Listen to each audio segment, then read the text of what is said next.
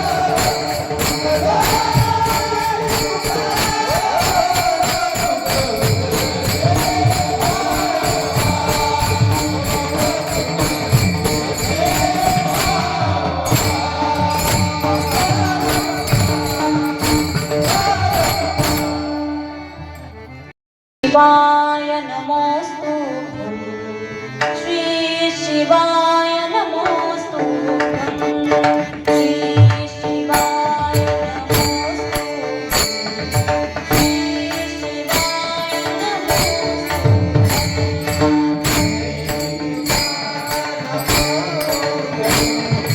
श्री शिवाय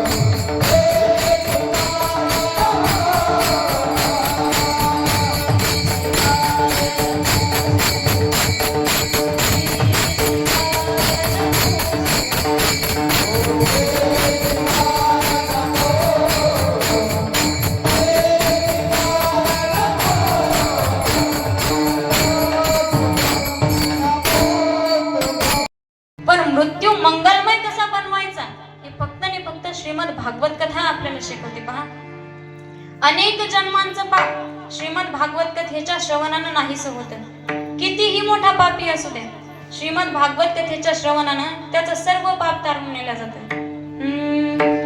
ये अमर ग्रंथ, ये मुक्ती पंथ, ये पंचम वेद निराला, नवजोत जगाने वाला, हरिनाम यही हरिधाम यही, नाम यही हरिधाम यही, यही जग मंगल की आरती, पापियों को पाप से तारती। श्री भागवत भगवान की ये आरती, पापियों को पाप से तारती। एवढं महात्म्य श्रीमद भागवत कथेचं आहे, पण आता लोकांना वाचायला ऐकायला वेळ नाही, ती गोष्ट वेगळी आहे। आजकाल जेव्हा आम्ही लोकांना म्हणतो चला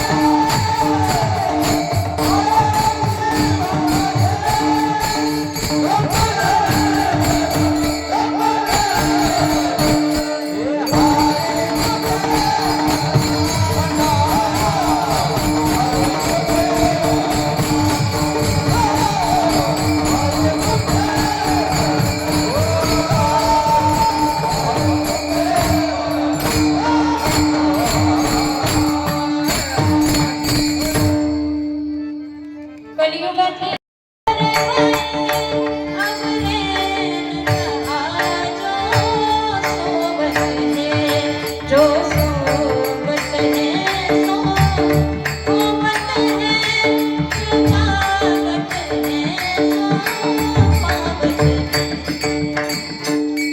उठ जाग मुसाफिर भोर भये अब रेन कहा जो सोवत है जो सोवत है सो होवत है जो जागत है सो पावत है म्हणून जागे व्हा पण आपण जागे होत नाही मग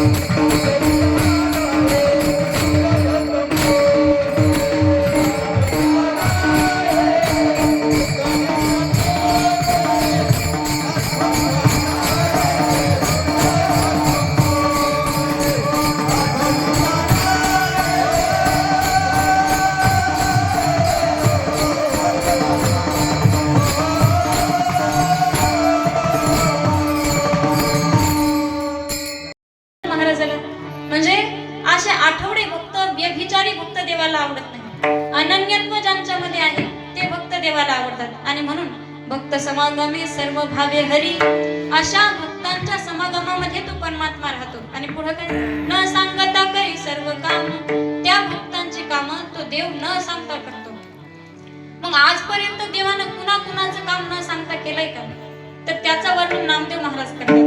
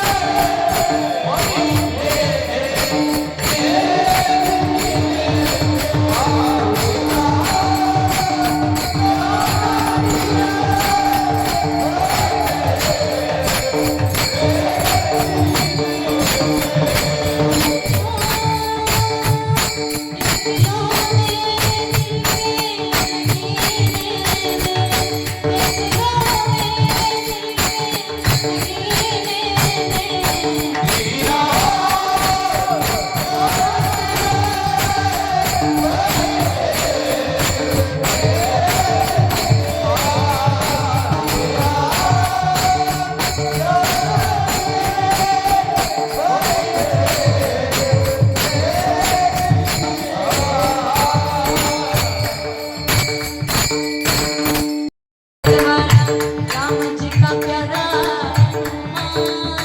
अंजनी दुलारो हनुमान, ओ अंजनी दुलारो हनुमान. अशा त्या हरिचा